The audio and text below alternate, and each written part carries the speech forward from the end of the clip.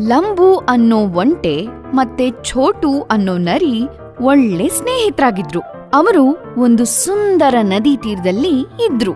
ನದಿ ಇನ್ನೊಂದು ತೀರದಲ್ಲಿ ಒಂದು ಹಳ್ಳಿ ಮತ್ತೆ ಕಬ್ಬಿನ ಗದ್ದೆ ಇತ್ತು. ಛೋಟುಗೆ ಒಂದು ಉಪಾಯ ಹೊಳಿತು. ಲಂಬು, ಕಬ್ಬು ಬಹಳ ರುಚಿಕರವಾಗಿರುತ್ತಂತೆ. ನಾವು ಈ ರಾತ್ರಿ ನದಿ ದಾಟಿ ಗದ್ದೆಗೆ ಹೋಗೋಣ ಎಂದ ಛೋಟು. ಆದರೆ ಹಳ್ಳಿ ಜನರಿಗೆ ಗೊತ್ತಾದ್ರೆ ಅವರು ನಮ್ಮನ್ನ ಹೊಡೆಯೋಲ್ವಾ ಅಂತ ಚಿಂತೆಯಿಂದ ಒಂಟೆ ಕೇಳ್ತು. ಹೆದರ್ಬೇಡ, ನಾನಿದ್ದೀನಿ. ನೀನು ನನಗೆ ನದಿ ದಾಟಕ್ ಸಹಾಯ ಮಾಡು ಸಾಕು ಎಂದು ನರಿ ಭರವಸೆ ಕೊಡ್ತು. ಒಂಟೆ ಅರ್ಧ ಮನ್ಸಿಂದ ಒಪ್ಕೊಂತು. ಅದೇ ರಾತ್ರಿ ನರಿನ ಬೆನ್ನ ಮೇಲ್ ಹೊತ್ಕೊಂಡು ಒಂಟೆ ನದಿ ದಾಟ್ತು. ಇಬ್ರು ಕಬ್ಬಿನ ಗದ್ದೆಗ್ ಬಂದು ಚೆನ್ನಾಗ್ ಕಬ್ಬು ತಿಂದ್ರು.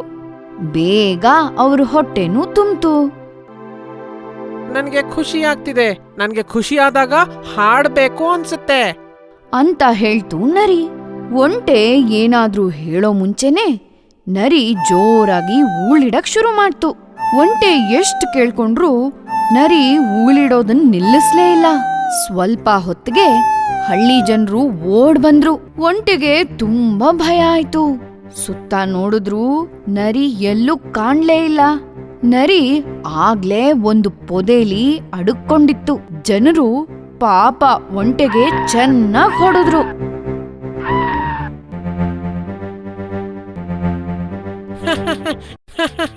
ನಿನ್ಗೆ ಎಲ್ಲೂ ಔತ್ ಕೂರಕ್ಕೆ ಆಗೋಲ್ಲ ಅಂತ ನರಿ ಹಾಸ್ಯ ಮಾಡ್ತು. ಸ್ವಾರ್ಥಿ ನರಿ, ನಿನಗೆ ತಕ್ಕ ಪಾಠ ಕಲಿಸ್ತೀನಿ. ಅವರಿಬ್ರು ಹಿಂದಿರುಗುವಾಗ ಮತ್ತೆ ನದಿ ದಾಟಕ್ಕೆ ಶುರು ಮಾಡಿದ್ರು. ನದಿ ಮಧ್ಯ ಬಂದು ಒಂಟೆ ನಿಂತ್ಕೊಂಡ್ಬಿಡ್ತು. ನಿನಗೆ ಹಾಡ್ಬೇಕು ಅನ್ನಿಸ್ತಲ್ಲ, ಹಾಗೆ ನನಗೆ ಮೈ ಮುರಿಬೇಕು ಅನ್ನಿಸ್ತಿದೆ ಅಂತ ಹೇಳ್ತು ಒಂಟೆ. ಅಯ್ಯೋ ಬೇಡ, ನಾನ್ ಬಿದ್ದು ಹೋಗ್ತೀನಿ, ಬೇಡ ಬೇಡ. ನರಿ ಬೇಡ್ಕೊಂತು. ನಿನ್ನಂಥ ಸ್ವಾರ್ಥಿ ಸ್ನೇಹಿತನ್ಗೆ ಯಾಕೆ ಕರುಣೆ ತೋರಿಸ್ಲಿ ಅಂತ ಹೇಳಿ ಮೈ ಮುರ್ದೇ ಬಿಡ್ತು. ನರಿ ಜಾರಿ ನೀರೊಳಗ್ ಬಿತ್ತು.